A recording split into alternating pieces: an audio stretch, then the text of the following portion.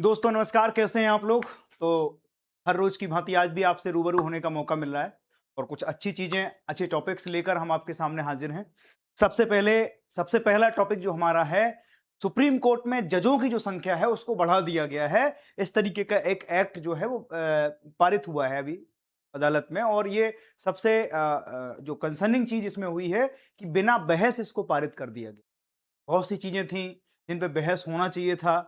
कांग्रेस से लेकर जितने भी विपक्षी दल थे वो किसी और चीज की मांग कर रहे थे।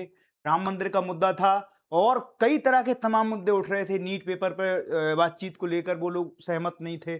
उस चीज को लेकर सदन में वॉकआउट हुआ, लेकिन सरकार ने इसको बिना किसी बहस के इसको पारित कर लिया गया है। ठीक है, अब देखो क्या होगा। कोशिश है, थोड़ा सा आज आवाज में थोड़ा दिक्कत है, हो सकता है आप तक पहुंची सारी चीजें रहेंगी लेकिन बीच बीच में कुछ दिक्कत आएगी, तो मैं आपसे थोड़ा सा क्षमा चाहता हूं। ठीक है, अब देखो 21 जुलाई 2026 को लोकसभा में सुप्रीम कोर्ट संशोधन विधेयक बिल 2026 पारित किया, जिसका उद्देश्य सर्वोच्च न्यायालय ने न्यायाधीशों की अधिकतम संख्या को बढ़ाकर न्यायिक कार्यभार लंबित जो था, अब इसमें थोड़ा सा अपन को करेक्शन करना है। ठीक है, ये जो 50 है ये कितनी हुई है, 37 हुई है। और सुप्रीम कोर्ट के अगर सीजीआई साहब को मिला ले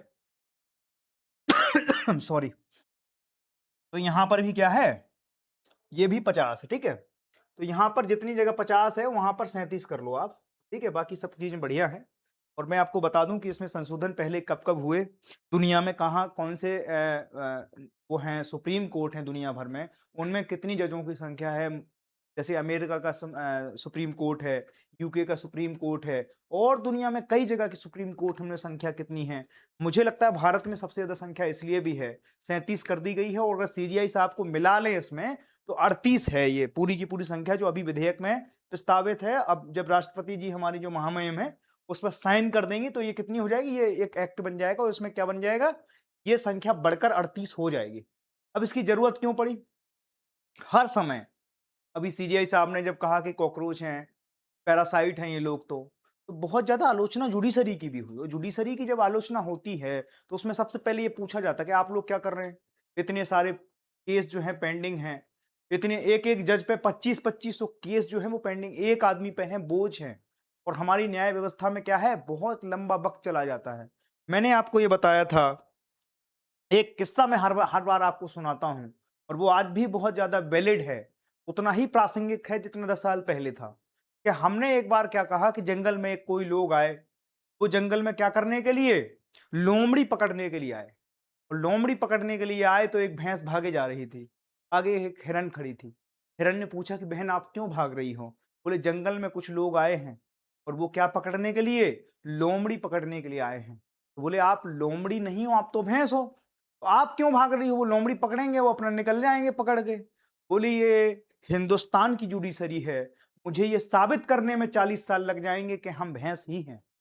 बात समझना, इसका तंज ये है कि आप अगर एक बार किसी भी प्रक्रिया में एनरोल हो गए, जुडिशरी, आप थाना, जुडिशरी के कचहरी, अदालत, इन सब के चक्कर में जैसे ही आप पड़ जाते हैं, एक बार बस आप झूठे भी इस पूरे के पूरे इकोसिस्टम में प्रवेश कर गए, 40 साल लग जाएंगे आपको इस पूरे ग्रह के चक्कर और एक परिक्रमा लगाने, एक प्रदक्षिणा करने में।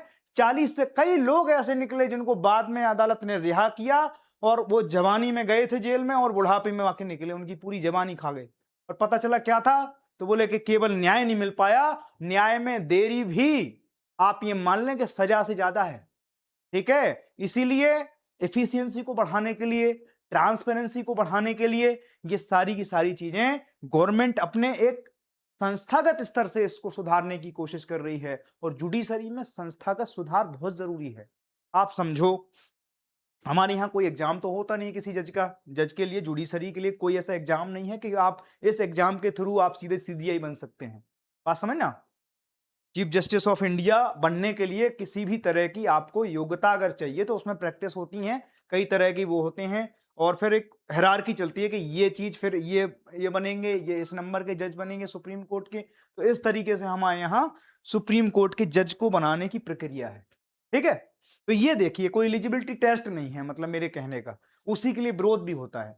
जब कभी भी जुडिशरी कुछ ऐसे निर्णय देता है तो आम लोगों में से ये भावना जागृत होती है कि साहब जुडिशरी में क्या नहीं है, अपनी खुद की तो एफिशिएंसी इनकी ठीक नहीं है। दुनिया भर पे ये क्या करते हैं, चूंकि जुडिशरी हमारे यहाँ एक फ्री जो है वो संस्था है, वो किसी भी दबाव में नहीं आ सकती है। बात समझ में आ गई? कोई भी अपने हमारे संविधान में जुडिशरी की व्यवस्था इस तरीके से है कि कोई भी उससे ऊपर नहीं है। संसद अगर निरंकुश हो जाती है तो उसको अंकुश लगाने का काम किसका है, वो सुप्रीम कोर्ट का है, इस भारत की जुडिशरी का है। ठीक है, तो वहां पर लोग जो हैं वो वेल कॉम्पिटेंट लोग जो जाना चाहिए, और उसके लिए उन्होंने क्या किया, अभी कुछ चीजों में सुधार करने की कोशिश करी। अब देखो, अधिकतम न्यायाधीशों की संख्या 34 से बढ़ाकर 37 कर दी गई है। सीजीआई साहब को अगर इसमें जोड़ लें, चीफ जस्टिस ऑफ इंडिया अगर इसमें जुड़ जाएं, तो ये कितनी हो जाएगी, 38 हो जाएगी, जो कि पहले कितनी थी आपको मैं बता दूं। जब इस देश में सबसे पहले हमने वो किया था, संयुक्त राज्य अमेरिका में देखो कितनी है, मैंने बताया आपको 9 है केवल। वहां के जज जुडिशरी सिस्टम में जो है जजों की संख्या वो केवल 9 है। ऑस्ट्रेलिया में, यूके में कितनी है, 12 है। ऑस्ट्रेलिया में 7 है। कनाडा में 9 है। अब वहां पर आर्टिकल ही 7 पूरे एग्जिस्ट करते हैं। अमेरिका का संविधान अगर आप देखें तो दुनिया का सबसे फ्लेक्सिबल संविधान कॉन्स्टिट्यूशन माना जाता है। क्यों माना जाता है, आर्टिकल 7 है, वो स्थिति के हिसाब से चीजों को क्या कर लेते हैं, परिवर्तन कर लेते हैं। सबसे बड़ा संविधान कहां का है, तो इंडिया का है। अब वो क्यों है, क्योंकि यहां फ्लेक्सिबिलिटी की दिक्कत है। यहां अगर ये किसी को भी छूट दे दी जाए, रूलिंग गवर्नमेंट है, तो वो क्या करते हैं, अपने मनगढ़ंत चीजों के हिसाब से चीजों को ढालने की क्या करते हैं, कोशिश करते हैं। अगर सोचो कि इतने सारे आर्टिकल, इतने सारे भाग, इतनी सारी चीजें स्पष्ट लिखे होने के बाद भी ये केवल इस चीज में लगे रहते हैं कि हमें लूप होल कहां से मिले, संविधान में ऐसा लिखा है, वैसा लिखा है। आप देखो वाकपटुता देखो उन लोगों की। कई लोगों को इस तरीके से सैद्धांतिक रूप से देखा जाता है कि वो कानून अपने हिसाब से क्या कर लें, मॉडिफिकेशन कर लें उनको।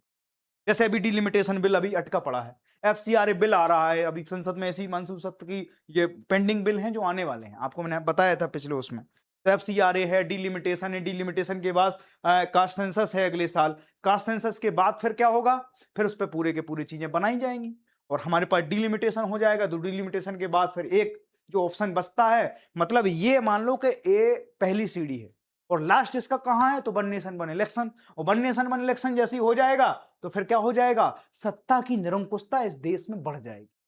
आप समझ रहे हैं ना इन चीजों को मैं क्या किस चीज से जोड़ने की कोशिश कर रहा हूं। उसी चीज में आप देखो, जुडिशरी पे जब दबाव पड़ा तो सरकार को इस चीज को महसूस हुआ कि अब जो पेंडिंग केसेस हैं उनको जल्दी बहाल करने के लिए क्या जरूरत है। जब भी आप किसी भी सीजीआई से पूछे तो क्या है, बोले साहब भर्ती नहीं होती हमारे यहाँ, भर्ती नहीं होती, सरकार ने कहा रुको हम करते हैं, इंतजाम करते हैं। तो आप देखो कि जब कोई चीज आप नीचे स्तर पे है, जुडिशरी की आप पूरी पैटर्न समझो, जिला स्तर पे आएगा, जिला स्तर से हाई कोर्ट पे जाएगा, हाई कोर्ट से कहां जाएगा, फिर वो सुप्रीम कोर्ट आएगा, और सुप्रीम कोर्ट में कोई सुनने वाला है नहीं। 34 जज हैं आपके पास, बेंचें हैं, 7-7 लोगों की एक साथ बेंच बैठती है, 9-9 लोगों की बेंचें बिठानी पड़ती हैं, और टोटल जज हैं आपके पास 34। कैसे आप सुनेंगे। और आप सोचो कि आप एक आपका डिसीजन किसी की जिंदगी और मौत का कारण बन सकता है। बात समझ में आ गई। तो आप किसी के साथ गलत नहीं कर सकते हो, आपके एक एक जजमेंट को लेकर फिर क्या किया जाएगा, आपकी यही तो अपील की जाती है। हाई कोर्ट का कोई जजमेंट अगर आ गया जज का, सुप्रीम कोर्ट को उसको बेस बना लिया जाता है। साहब फलाने जगह पे उन्होंने कहा XYZ बनाम संघवाद में ये वाला डिसीजन दिया था जज साहब ने, आप इससे कैसे तर हो, फिर सुप्रीम कोर्ट उसकी व्याख्या करता है। और सुप्रीम कोर्ट सुप्रीम वो है जुडिशरी में, अगर सुप्रीम कोर्ट ने जो कह दिया, वो कहते हैं ना मेरे मुंह से जो निकले वही सताकत है, मेरे मुंह में तुम्हारी जबान थोड़ी है। तो अगर उनने जो बता दिया वो कानून है कल का, अगर आज वो जो बात कर रहे हैं ना वो कल कानून बन जाएगा इस देश में। इसीलिए आप ये समझने की कोशिश करिए कि आप जिस जगह भी हैं बहुत महत्वपूर्ण जगह होते हैं, तो आप कोई गलत काम ना करें, उससे बेहतर है कि काम भले ही थोड़ा स्लो करें लेकिन गलत नहीं करना है, ठीक है। तो उसके लिए क्या होगा, एक एक केस में 10-10 20-20 साल लग जाते हैं ट्रायल होते होते, ठीक है। तो इसकी चीज को देखते हुए हमें क्या था, जुडिशरी में लोगों अभी एक बहुत कम है, ये भी बहुत कम है। आपने 33 लोगों से 37 लोगों की टीम में बदला, उन्हें एक बेंच बढ़ा दी और क्या किया। लेकिन एक बेंच बढ़ने से सोचो कितने मामले महीने भर में क्या हुए, सॉर्ट आउट हुए। दूसरी चीज जजों के साथ और भी है, आप 150 करोड़ छूने जा रहे हैं पॉपुलेशन जजों का, लेकिन वेकेशन 4 महीने का ही है। आज भी इस देश में 8 महीने जुडिशरी काम करती है, 4 महीने नहीं करती है साल में, और ये बहुत बड़ी दिक्कत है। और इसके ऊपर भी संशोधन लाने की कोशिश है गवर्नमेंट की। और बोले क्या है, तो बोले जजों को बहुत पढ़ना पड़ता है, बहुत मानसिक वो होता है, तनाव होता है, तो उनके लिए क्या है, 4 महीने का वेकेशन चाहिए बस। बोले उसके 4 महीने कोई काम ही नहीं होगा, देश चाहे कहीं भी चला जाए, रसातल में डूब जाए, 4 महीने जज साहब नहीं सुनेंगे। जज साहब क्या है, वो लोकसभा राज्यसभा सबसे ऊपर है, जज साहब जो बोल देंगे वही है। अब जो बोल देंगे तो फिर उनसे कौन डिस्टर्ब करेगा। जज साहब ने तो बोला था कि सब कॉकरोच हैं, पैरासाइट हैं, गवर्नमेंट को भरना पड़ा, मंत्री को इस्तीफा देना पड़ा, गर्दन उसकी कट गई बेचारे की। तो आप जितने बड़े पदों पर बैठे होते हैं, आपकी जिम्मेवारी उतनी ज्यादा होती है। बात समझ में आ गई। तो आप देखो क्या है, कुल आप देखो जुडिशरी के ऊपर थोड़ा सा अगर कटाक्ष करना हो, अगर कोई कहता है कि आलोचनात्मक वर्णन कीजिए जुडिशरी का, तो उसमें आप ये बता सकते हैं कुल लंबित मामले, ये फैक्ट है, इसमें कोई नहीं मुकर सकता, खुद जज साहब सीजीआई साहब नहीं मुकर सकते। लंबित मामले आज भी कितने हैं, 85,000 से ज्यादा लंबित मामले सुप्रीम कोर्ट और जुडिशरी में क्या है, अटके पड़े हैं। दैनिक नए मामले कितने हो रहे हैं, तो 300 जो नए मामले हर दिन आपके पास आ रहे हैं जो लंबित हैं। इतनी बड़ी पॉपुलेशन है, इतने सारे मामले हैं, इतनी सारी दिक्कतें हैं, रोज बढ़ेंगे मामले। उसका सॉल्यूशन यही है कि उसका सॉल्यूशन शॉर्ट, जैसे आपको हेयर फॉल हो रहा है, हेयर फॉल होने का एक बढ़िया काम क्या है कि अगर उतनी ही ग्रोथ में आपके हेयर जम रहे हैं और उतने ही गिर रहे हैं तो कोई दिक्कत नहीं है। यहां दिक्कत क्या हो रही है कि वो चोक हो जा रहे हैं। मामले तो 300 आ रहे हैं रोज के, लेकिन शॉर्ट कितने हो रहे हैं, शॉर्ट 100 ही नहीं हो रहे हैं, 50 ही नहीं हो रहे हैं। तो फिर क्या होगा, ये बर्डन बढ़ता जाएगा। और अगर ये बर्डन बढ़ता जाएगा तो उसकी एक सबसे बड़ी चुनौती ये होगी कि हमें न्याय में देरी स्वाभाविक है। हमारे पास जेल उतने ज्यादा नहीं है, उनमें सुविधाएं नहीं है। कई जेलों में देखो आप, शौचालय की व्यवस्था क्या है, जो कि मानव गरिमा और उनके आत्मसम्मान के भी खिलाफ है। हम किस लिए, हम किसी भी कारावास किसी भी आदमी को करते हैं, उसको क्या कहते हैं, सुधार गृह। हम किसी को इंटेंशनली थोड़ी किसको मारने के लिए हम जेल कर रहे हैं। जब आप किसी को जेल करते हैं, इसका मतलब है सुधार गृह में भेजा जा रहा है। वो व्यक्ति समाज के लिए थोड़ा दिक्कत पैदा कर रहा है, उसको 10 20 5 साल 7 साल 8 साल 10 साल जिस हिसाब से उसने क्राइम कर रखा है उसको वहां भेज दो, वो सुधर के वापस समाज के लिए कंट्रीब्यूशन करेगा। आखिर ये पूरी व्यवस्था का कॉन्सेप्ट तो यही है। लेकिन अब एक आदमी जवानी में गया, 25 साल का लड़का कोई क्राइम कर गया, जवानी में कुछ कर गया, और वो गया कॉकरोच पार्टी के उसमें कायम है आंदोलन में, और जाके संसद भवन का गेट तोड़ दिया उसने। अब तोड़ तो दिया उसने, 25 साल में पहुंच गया वो जेल। अब क्या होगा, उस पर चलेंगे ट्रायल पे ट्रायल, तारीख पर तारीख, तारीख पर तारीख। माय लॉर्ड, वो 50 साल 55 साल 65 साल कब हो जाएगा उसे पता ही नहीं चलेगा कि 40 साल में उसको कि वो निर्दोष था।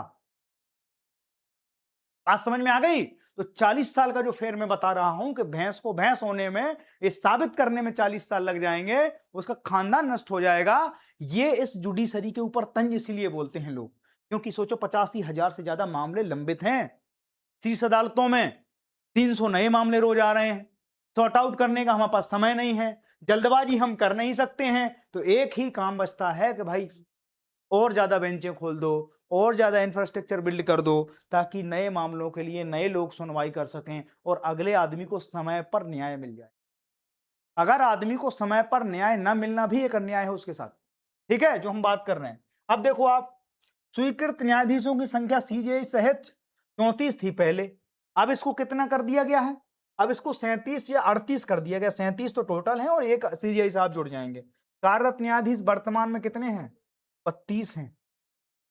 34 में भी अभी कार्यरत इतने हैं, यानी कि अगर हम पूरे 38 भर लें तो कितने बढ़ जाएंगे, 32 में अगर 38 बता दो तो कितना, 6 ही तो बढ़े, और 6 ही तो बढ़े, और उतने में कितनी, 2 बेंचें लग जाएंगी। 2 बेंचों में रोज के मामले कुछ ना कुछ तो सॉर्ट आउट होंगे। ठीक है, तो ये देख लेते हैं आप। सुप्रीम कोर्ट की स्थापना, इसमें थोड़ा सा फैक्चुअल बात देख लेते हैं, इसकी हिस्ट्री देख लेते हैं। 26 जनवरी 1950 को हुई। मूल अधिनियम सुप्रीम कोर्ट एक्ट 1950 के द्वारा इसको क्या है, इसको पूरे के पूरे पावर यहीं से मिलते हैं। तो सुप्रीम कोर्ट एक्ट है 1950 का, ये अधिनियम ही इसको क्या करता है, सुप्रीम बॉडी बनाने के लिए ये बाध्यकारी है। ठीक है, अब देखो अब तक न्यायाधीशों की अधिकतम संख्या कितनी है, 34 है। 1993 से यथावत अभी यही चली आ रही है। हमने सोचो जुडिशरी में 1993 के बाद कोई काम ही नहीं किया, अभी हमने फिर कुछ चीजें करी ठीक है, 50 के बाद हमारे पास जब शुरुआत हुई, जब यहीं से हुई, 10-12 न्यायाधीश थे हमारे पास। धीमे धीमे हमें जरूरत पड़ी, जुडिशरी पे बोझ पड़ा। अब बोझ पड़ेगा, आप सोचो, वो एक नेचुरल फेनोमेना है।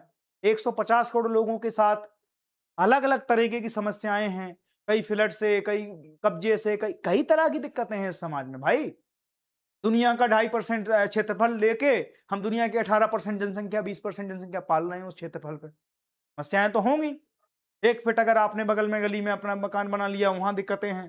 सरकारी जमीन कब्जाने की दिक्कतें हैं। तो रोज दिक्कतें तो हर जगह हैं, डिस्ट्रीब्यूशन करने का काम है। लेकिन उस डिस्ट्रीब्यूट को कैसे आप रिजॉल्व करेंगे, तो वो काम किसका है? न्यायालय का। न्यायालय में साहब स्टाफिंग नहीं है। मैंने कल भी बताया था, किसी भी जगह अगर आपको देखना है तो पोस्ट कॉर्प का एक नियम लगता है, सबसे पहले प्लानिंग कर लो, ऑर्गेनाइजेशन करो, है ना, स्टाफिंग करो, बजटिंग करो, और उसको फिर क्या करो, कोऑर्डिनेशन करके देखो आपकी चीजें सही चल जाए। संस्था एक संघ ही तो है। तो हर जगह जब आप बॉडी के हिसाब से काम करते हैं, तो उसमें आपको ये देखना पड़ता है कि किस तरीके से चीजें काम कर रही हैं। बात समझ में आ गई? तो आप देखो, लंबत में आप इसके लाभ क्या होंगे? जो सुप्रीम कोर्ट में अभी जजों की संख्या बढ़ी, उसका लाभ ये होगा कि जो अपेक्षित जो मामले लंबित हैं, उसको रिजॉल्व करने में आसानी होगी।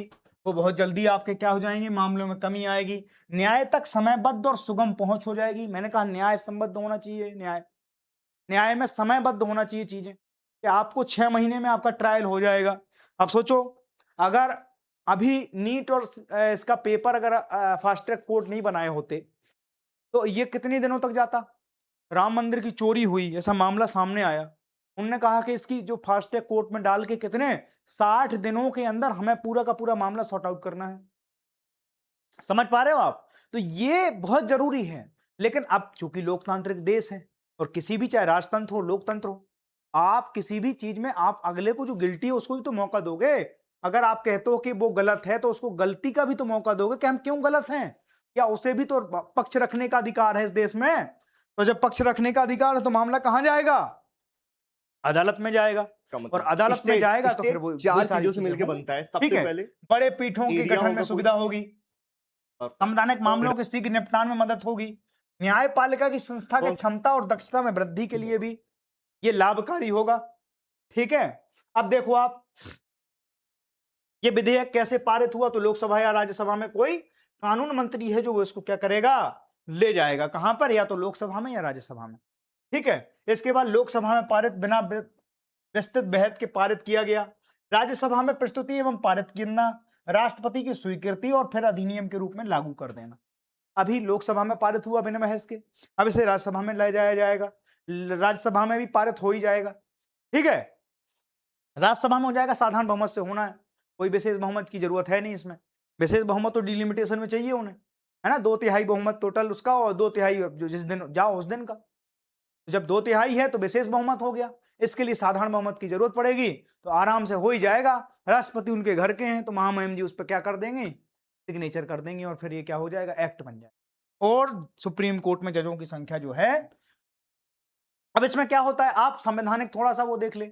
आर्टिकल 124 ये कहता है कि सुप्रीम कोर्ट में जो जज होंगे, उनकी नियुक्ति, उनकी सेवा शर्तें, उनकी सारी की सारी जो वो है नियुक्ति से संबंधित, कि वो क्या कर सकते हैं, क्या नहीं कर सकते हैं, क्या उनके कोड ऑफ कंडक्ट हैं, वो सारी की सारी चीजें आर्टिकल 124 में निहित हैं। एक एक चीज लिखी हुई है कि आपको क्या करना है, क्या नहीं करना है, बाल टेढ़े करके चलना है कि बाल सीधे करके चलना है, वो सारी की सारी चीजें कहाँ हैं, आर्टिकल 124 में लिखी हैं।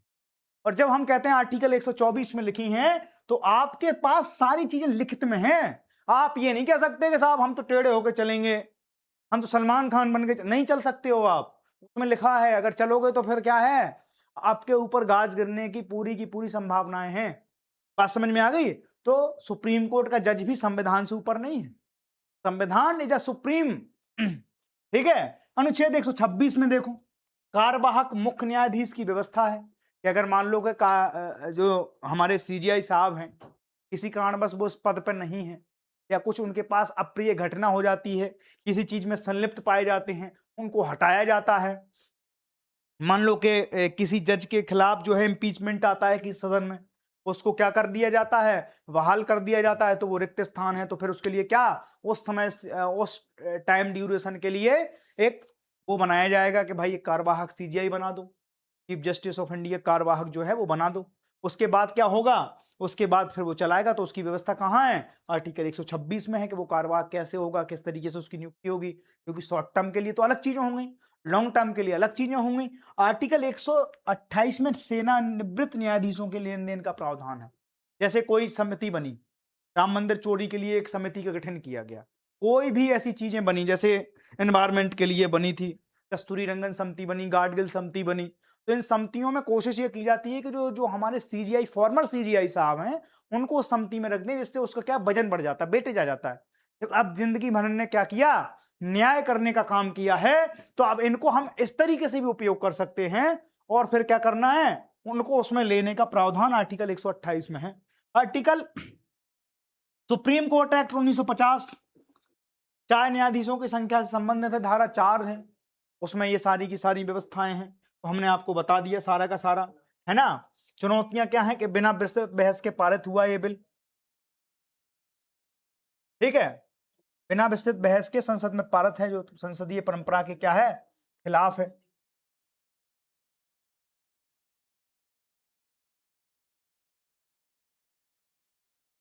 ठीक है, न्याय गुणवत्ता पर संभावित प्रभाव है इसका, इंफ्रास्ट्रक्चर, संसाधन और प्रशासनिक तैयारियों की आवश्यकता है, और नियुक्ति प्रक्रिया में पारदर्शिता और समयबद्धता की आवश्यकता है। इसकी चुनौतियां ये हैं कि नियुक्ति प्रक्रिया में हम वो नहीं बता पा रहे जो चीजें होनी चाहिए, न्यायिक स्वतंत्रता पर अप्रत्यक्ष प्रभाव की आशंका है, और सारी की सारी चीजें आप देखो तो इसमें एक चीज और है कि इसमें क्या कर सकते हैं हम, जजों की नियुक्ति से संबंधित चीजें हैं। न्यायिक नियुक्तियों की समयबद्ध और पारदर्शी प्रक्रिया सुनिश्चित करना है, आवश्यक भौतिक तकनीक और मानव संसाधन का सुदृढ़ीकरण करना है, मामलों के प्रबंधन के लिए ई कोर्ट, एआई आधारित केस मैनेजमेंट का विस्तार है, अधीनस्थ न्यायालयों की क्षमता वृद्धि के साथ समन्वित दृष्टिकोण की आवश्यकता है, तब जाके चीजें सब सेटल हो जाएंगी। न्यायिक सुधारों में व्यापक राष्ट्रीय विमर्श और न्याय निर्माण नीति। अभी तक क्या है, हमने कभी भी अपने पूरे कॉन्स्टिट्यूशन का क्या नहीं कि सोशलाइजेशन नहीं हो पाया। ये बिल्कुल आप मान के चलिए, जब भी हम अपनी जिक्र करते हैं, आप सोचो, हमें हमारी दिक्कतें पता है, हमें सबसे पहले वकील को बताना है, और वकील तब सुनेगा जब वो पैसा देंगे। आप समझने की कोशिश करो कि ये चीज कितनी गुनहगार है कि जो विक्टिम है बता बेचारा वो बोल नहीं पा रहा है जज साहब के सामने, और जज साहब सुन नहीं पा रहे हैं। जज साहब को इंग्लिश आती है, उसको हिंदी आती है। आप सोचो कि कम्युनिकेशन गैप है, अब क्या करेंगे। और एक स्पेशल उन्होंने भाषा का निर्माण कर रखा है कि ना वो जज को समझ में आएगी, ना वो ग्राहक को समझ में आएगी एक दूसरे की। तो क्या है, बीच में हम क्या करते हैं, एक मीडिएटर की बात रखते हैं, जिसको बोलते हैं दलाल। वकील को हम शुद्ध बोलते हैं भाषा में दलाल। इसका काम केवल ट्रांसलेटर का है। क्या काम करता है, ये जज साहब से उसकी घालमेल करता है, इससे जज साहब की घालमेल करता है, और जो इसने प्रेजेंट कर दिया, और कई बार ऐसा होता है ओवरलैप भी कर लेता है। ये जो इसकी विपक्षी पार्टी है ना, अगर इसने 5,000 फीस लिया अगले से और इसने 7,000 दे दी सामने से, तो ये उसके पक्ष में जाके बैठ जाएगा। सोचो, एक आदमी विक्टिम है, वो ये प्रूफ ही नहीं कर पाएगा कि वो क्यों विक्टिम है। ये हमारी न्याय व्यवस्था में हमारे कॉन्स्टिट्यूशन के सोशलाइजेशन की दिक्कत है। हम आज तक का रिकॉर्ड है, हम अपने संविधान का ग्राउंड पर कभी सोशलाइजेशन कर ही नहीं पाए। और इसकी बहुत बड़ी दिक्कत है कि जो हमारी जनसंख्या, एक बहुत बड़ी आबादी थी, वो या तो अनपढ़ थी, या वो उतनी ज्यादा पढ़ी लिखी नहीं हो पाई समय के साथ। और सारी की सारी चीजें हमारे साथ यही दिक्कतें रही कि हमने कोशिश ये नहीं की कभी भी कि हम अपने कॉन्स्टिट्यूशन का क्या करें, सोशलाइजेशन करें। आप देखो किसी भी जगह पे आपको रामायण मुंह जबानी याद होगी, गीता मुंह जबानी याद होगी, सोशल स्तर पे कभी भी कॉन्स्टिट्यूशन आपको मुंह जबानी याद नहीं होगा। क्यों नहीं होगा, आपके नियम धर्म सारे उसी से चल रहे हैं, आपको वो चीजें याद नहीं है, बाकी सब चीजें आपको देखो। तो ये चीजें हमारे पास कुछ ना कुछ कमी है, इसका हमें करने की जरूरत है। बात समझ में आ गई। अब आप देखो अगला, अगला है सुप्रीम कोर्ट का केंद्र सरकार को एक निर्देश है, एक डायरेक्शन दिया है सुप्रीम कोर्ट ने कि हमारे देश में जो ट्रांसजेंडर कम्युनिटी है, वो उसके प्रति कोई भी कानून बनाएं, आप कोई भी उसके लिए काम करें, वो बहुत ज्यादा संवेदनशील तरीके से और फिर कैसे सावधानी पूर्वक बनाना है। क्यों, क्योंकि ये बहुत सेंसिटिव मुद्दा है। आप समझने की कोशिश करो, हजारों वर्ष से इस देश में हर आदमी, हर वर्ग के लिए आवाज उठी। हमने एससी के लिए आवाज उठाई, आज़ादी से पहले उठती आ रही है, बराबरी के हक की बात करी, बहुत अच्छी चीज़ थी। महिलाओं की दुर्दशा पे हमने बात करी, महिलाओं की दुर्दशा के बाद हमने महिलाओं की स्थितियों को संभाला, हमने उनको अच्छे से क्या किया, प्रेजेंटेशन दिया। अभी जब हमने कहा महिला आरक्षण की बात कर रहे हैं हम, रिप्रेजेंटेशन एक्ट में 33% आरक्षण देने की बात कर रहे हैं, अच्छी बात है, होनी चाहिए, महिलाओं का रिप्रेजेंटेशन भी होना चाहिए। देश की एक आधी आबादी किसी चीज से अछूती न रह जाए, इसके लिए कोशिश करनी चाहिए, और वो बहुत अच्छी चीज थी। हमने एसटी के हकों की बात की इस देश में, हमने क्या की, जो भी हमारे आदिवासी भाई बहन थे, ट्राइब कम्युनिटी थी अलग अलग जगहों की, हमने उनके हकों की बात की, जड़ जंगल जमीन की बात की, ठीक है, और हमने महिलाओं की बात की, हमने युवाओं की बात की, हमने सबकी बात कर ली है इस देश में। केवल एक कम्युनिटी जो थी जिसकी आज तक बात नहीं हो पाई, वो थी third gender community, transgender community, जिसकी आज तक हमने बात ही नहीं की, जबकि उस बात में उस आदमी का कोई दोष नहीं है।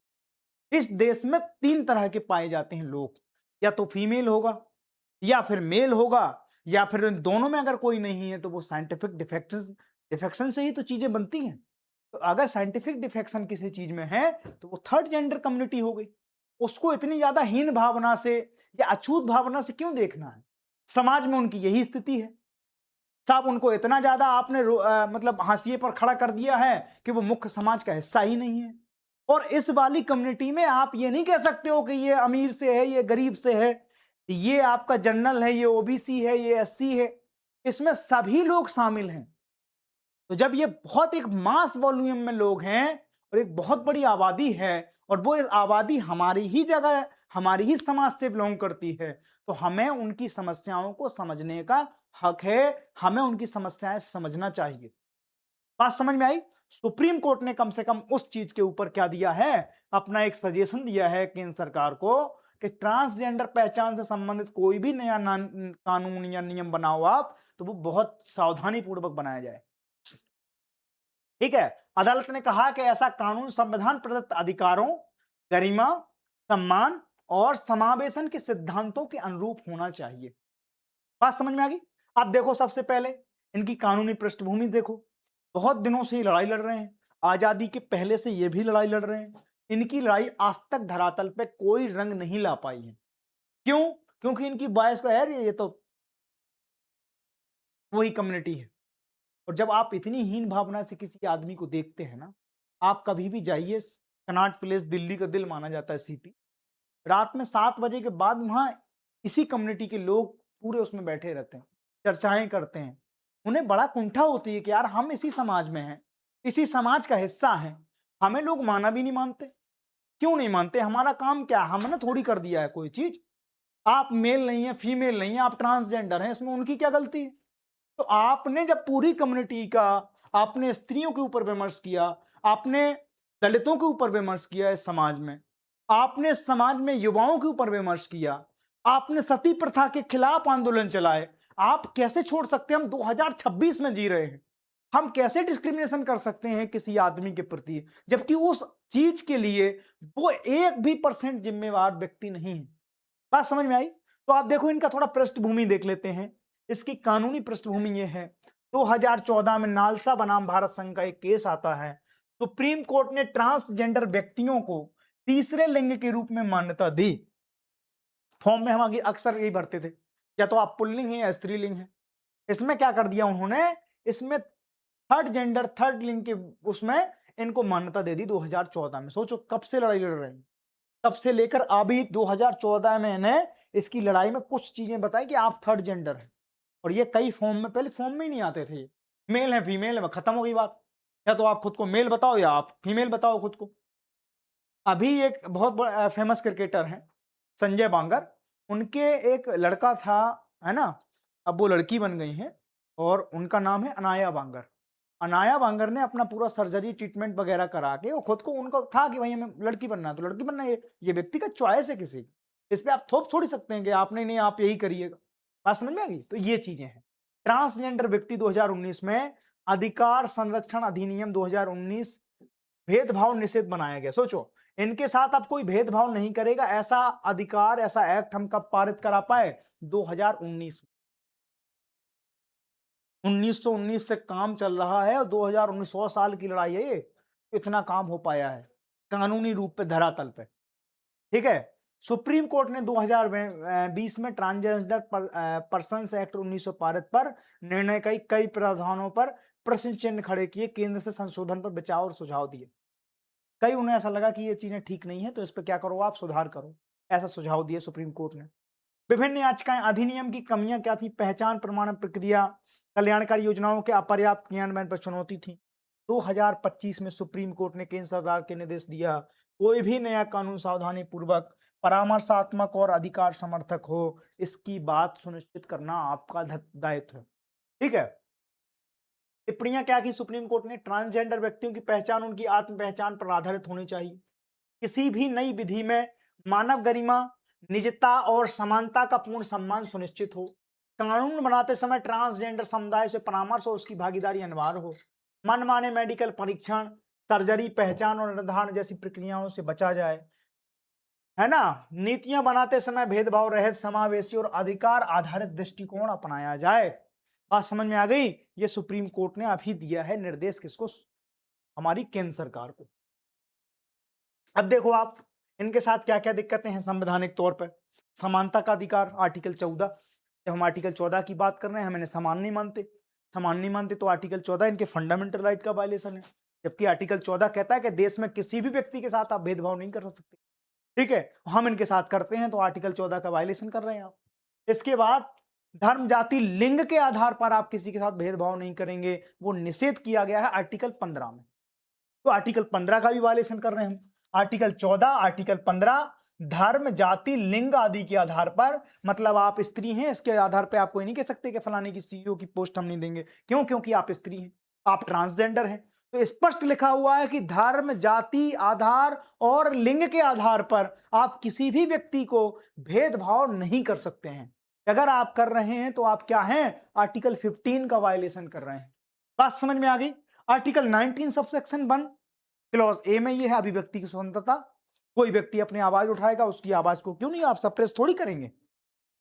ठीक है, तो आपने आर्टिकल 19 का वायलेशन किया। आर्टिकल 21, जीवन और व्यक्तिगत स्वतंत्रता का अधिकार है, गरिमा, निजता और आत्मसम्मान भी इसमें शामिल है।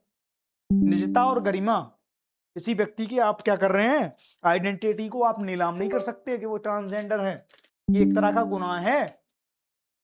और जब हम कहते हैं कि आर्टिकल ट्रांसजेंडर पर्सन एक्ट 1919 जो है प्रावधान उसमें निषिद्ध किया गया है, तो फिर यहाँ पर सारी चीजें, और ये तो व्यक्तिगत तौर पे आप गलत कर रहे हो। अगर किसी आदमी को आप गलत शब्दों से संबोधित कर रहे हो, आप ठीक यानी है। कि अपने खुद के संविधान मंत्रिपरिषद का भी उल्लंघन कर, आप गालियां दे रहे हो खुद को। बात समझ में आ रही? अनुच्छेद 38, 39 और 41 में सामाजिक न्याय की बात करी गई है। ये वंचित वर्ग है, ये हाशिए पे खड़ा हुआ वर्ग है, अपनी कई सालों सदियों से लड़ाई लड़ रहा है ये आदमी, तो ये वर्ग, इसकी सुनवाई नहीं हो रही है, तो ये कमजोर वर्ग है, ये मान के चलो आप। ठीक है, तो आर्टिकल 41, आर्टिकल 39 और आर्टिकल 38 का हम सामाजिक न्याय व्यवस्था का भी क्या कर रहे हैं? पूर्ण विरोध कर रहे हैं। इसकी भी थोड़ा सा समझ होनी चाहिए आपको कि अपन संवैधानिक तरीके से क्या कर रहे हैं। ठीक है, नए कानून जिन सिद्धांतों का अध्ययन रखा जाए वो क्या है? आत्म पहचान का अधिकार, भेदभाव को निषेध किया जाए, परामर्श और भागीदारी रखी जाए, गोपनीयता की विशेष और गरिमा की बात करी जाए, कल्याणकारी उपाय देखे जाएं, सरल और गैर आक्रमण प्रक्रियाओं का, जैसे मेडिकल सर्जरी हो गई, जटिल प्रक्रियाओं को अनिवार्य रूप से बचा जाना चाहिए कि ये नहीं। अब कोई आदमी जेंडर है, ट्रांसजेंडर है, वो कहते हैं इसका सबूत लाओ आप। ये मजाक चल रहा है किसी की गरिमा के साथ, उसका आत्मसम्मान क्या बचा है? आप देखो, अभी सीजेपी का आंदोलन था, वहां पर कई ट्रांसजेंडर थे। मतलब अगर 100 आदमी है तो उनमें 50 आदमी तो केवल यही लोग थे, इसी कम्युनिटी के थे। अपनी मांगों को रख रहे थे। कोशिश करते हैं कि जिस जगह जब कभी आंदोलन हो तो वो अपने आप को रखें वहां पे, कोई नहीं सुनवाई करता उनकी। बात समझ में आ गई? तो कानूनी रूप से ये बड़ी बात है। आप देखो इधर, पहचान निर्धारण के लिए मनमाने मानकों, मेडिकल बोर्ड पर आकर अत्यधिक निर्भरता ना हो, ट्रांसजेंडर व्यक्तियों के अधिकारों को सीमित और प्रतीकात्मक संरक्षण मिले, कानून के नाम पर निगरानी, डेटा संग्रहण की निजता का उल्लंघन है, समुदाय की वास्तविक सामाजिक आर्थिक चुनौतियों की अनदेखी है, नीति निर्माण में संवेदनशीलता, भाषा और गरिमामय दृष्टिकोण का अभाव है। अब देखो इधर केंद्र सरकार संशोधित विधि का मसौदा तैयार करे, व्यापक परामर्श करे, समुदाय विशेष के लोगों को भी बुलाए, उसमें अधिकार आधारित समावेशी और भेदभाव रहित कानून बनाए। तीसरी चीज है कि प्रभावी क्रियान्वयन हो, उसका जागरूकता हो और दक्षता निर्माण हो। ठीक है, क्षमता निर्माण पर भी ध्यान दिया जाए।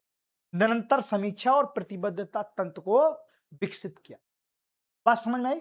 ये सारी की सारी चीजें हैं जो मुख्य रूप से इन्हें क्या कर सकती हैं, ग्राउंड पर इनको इनकी चीजों को इनका अधिकार दिला सकती है।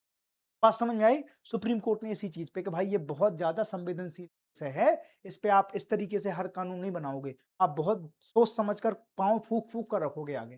ठीक है, तो ये सारी की सारी चीजें। अगला और देख लेते हैं। अगला है समुद्र मंथन योजना। इसके लिए 84,084 करोड़ रुपए हमने अगले 5 साल के लिए एक रोड मैप बनाया है। इसमें समुद्र मंथन योजना का काम क्या है? सबसे पहले समुद्र मंथन की आप एक विशेषता समझ लो कि समुद्र मंथन कब हुआ था। जैसा कहते हैं हिंदू रीति रिवाजों में किंवदंतियां हैं, कई जगह लेख भी मिलते हैं कि जब इस देश में धरती पे कुछ नहीं था तो साहब क्या था, तो बोले कि पानी ही पानी था। आज भी 70% पानी तो है ही, उस समय भी था बोले पानी। फिर क्या हुआ? बोले देवताओं ने और दैत्यों ने क्या किया, एक समझौता किया, एग्रीमेंट किया। उसमें ये रखा गया कि एक पहाड़ जो है उसको इस पूरे समुद्र में डालकर, और शेषनाग जो है, इसमें माना जाता है कि धरती टिकी हुई है, ऐसा मानते हैं वो लोग, उस शेषनाग को बीच में रख के और मथानी की तरह और इसको रस्सी की तरह यूज करेंगे, और इसमें से जो जो चीजें निकलेंगी तो क्या होगा, उसका आपस में बंटवारा हो जाएगा। भाई हुई समुद्र मंथन, एक तरफ देवता लग गए, एक तरफ दैत्य लग गए, और दैत्य और देवता जैसे ही लगे तो उसमें से जैसे मंथन किया तो कई अच्छे रतन भी निकले, चंद्रमा निकला और कई चीजें निकली, जहर भी निकला, है ना, है अमृत भी निकला, सारी चीजें निकली, और सारी चीजों को फिर अलग अलग तरीके से बांटा गया। बात समझ में आ गई? और जब बांटा गया तो उसी के ऊपर इस समुद्र मंथन योजना का क्या रखा गया, नाम रखा गया कि हम समुद्र में कई जगह ड्रिलिंग करेंगे, कई जगह R&D करेंगे। चूंकि दुनिया के हालात कुछ इस तरीके से हैं कि हमने क्या किया है, हमने कोशिश ये करी है कि हम ऊर्जा के क्षेत्र में आत्मनिर्भर हों, और उसके लिए सबसे ज्यादा जरूरत क्या है? जरूरत यह है कि हम समय समय पर क्या करें, इन चीजों की ड्रिलिंग करके एक्सप्लोरेशन करें, और उसके बाद जो निकले उसको फिर हम अपने यूज में लें, और हमारी जो विदेशी निर्भरता है उसको कम करें। इसके लिए हमने क्या किया, 85,000 लगभग 84,084 करोड़ रुपया हमने आवंटित किया, और इसका क्या है 2025-26 से 31-32 तक ये पूरा 6 वर्षों का प्रोग्राम है।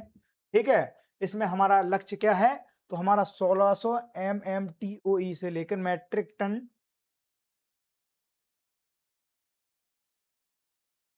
से लेकर, आप देखो यहां पर एक साल में क्या लक्ष्य हमारा 62 से 80 मैट्रिक टन, तो हमारी ऊर्जा का वो है, वो हम खुद इसको क्या करें, हम उत्पन्न करें, ठीक है, उत्सर्जित करें खुद के। अब तटीय क्षेत्रों में तेल और गैस अन्वेषण को प्रोत्साहन देना होगा, उद्देश्य इसका हाइड्रोकार्बन संसाधन आधार को 1600 से 2200 MMTOE तक बढ़ाना, वार्षिक उत्पादन को 62 से 80 MMTOE तक करना। ठीक है, ये अभी 62 टन है हमारे पास, मैट्रिक टन। ठीक है, अब इसमें क्या है, ऊर्जा आयात पर निर्भरता कम होगी, उद्देश्य तो यही है। आत्मनिर्भर भारत के लक्ष्यों को समर्थन मिलेगा। 2047 तक जब हम कहते हैं कि विकसित भारत होगा, उसमें इन चीजों की बड़ी भूमिका होने वाली है, तो ये करना ही है। अभी हमने देखा स्टेट ऑफ हॉर्मूज हमने बंद किया, कैसे हमारे प्राइसेस बढ़ गए, क्राइसिस हुआ बहुत ज्यादा, तेल के प्राइस बढ़े, तो उन सब चीजों को हम क्या कर रहे हैं, थोड़ा सा न्यूट्रलाइज करने की करना है। डेटा अधिग्रहण संग्रहण और उन्नत अध्ययन है। अब तटीय अन्वेषण लाइसेंसिंग पर प्रोत्साहन मिलेगा। अन्वेषण कुओं की ड्रिलिंग के लिए वित्तीय सहायता मिलेगी। खोज और मूल्यांकन के लिए सहायता मिलेगी। क्षमता निर्माण, प्रौद्योगिकी विकास और नवाचार को बढ़ावा देने के लिए और आगे आएंगे। बात समझ में आ गई? अब इसमें देखो कौन है नोडल मंत्रालय है, पेट्रोलियम एवं प्राकृतिक गैस मंत्रालय। कार्यान्वयन एजेंसी है oil and natural gas, ONGC। ठीक है, अन्य भागीदार हैं all India limited, Bharat petroleum, निजी कंपनियां, और वित्त पोषित है पूरी तरह से केंद्रीय वित्त पोषण के आधार पर। पूरी तरह से सरकार इसमें 84,000 करोड़ दे रही है, कोई इसमें और जगह नहीं है। ठीक है, भारत की अपतटीय खोज क्षेत्र 7.5 लाख वर्ग किलोमीटर है। पश्चिमी तटीय बेसन अत्यधिक संवेदनशील है। कृष्णा गोदावरी मुंबई हाई कच्छ, कैम्बे और बेशन आदि, इसमें हम एक्सप्लोरेशन करेंगे, तो यहाँ बहुत ज्यादा चांसेस हैं यहाँ चीजें मिल जाएं। बात समझ में आई? देखो इधर डेटा अधिग्रहण एवं अध्ययन 2025-26 में होगा। पूरी टाइमलाइन समझो इसकी। अन्वेषण लाइसेंसिंग और अन्वेषण कुएं खोदो जो आवंटित होंगे वो कब होंगे? 26 से 28 के बीच में। और मूल्यांकन और खोज कब से होगी? 27 से 30 के बीच में। और व्यावसायिक उत्पादन हम कब से करेंगे? 30 से 32। यानी अभी 5 साल तो हमें इसके खोजबीन में लगेंगे, और ड्रिलिंग और उसको हम कितना कॉमर्शलाइजेशन के स्तर पर ले जाने में हमें कम से कम 6 साल लग जाएंगे। ठीक है। लक्ष्य है कि 2200 से लेकर 80 MOT से लेकर हमारा 2200 तक चला जाए। ठीक है, साल से 5 साल में। ठीक है, तो ये थी हमारी समुद्र मंथन योजना। इन चीजों को थोड़ा सा देख लेना। इसके साथ कुछ क्वेश्चन भी होंगे जो मैं आपको दे दूंगा। और बाकी आज थोड़ा गले में हमारी दिक्कत है, तो मैं आज यहीं छोड़ रहा हूँ आप लोगों को। कल फिर मिलेंगे, इसी समय मिलेंगे, कुछ अच्छे विषयों के साथ मिलेंगे। तब तक के लिए थैंक यू।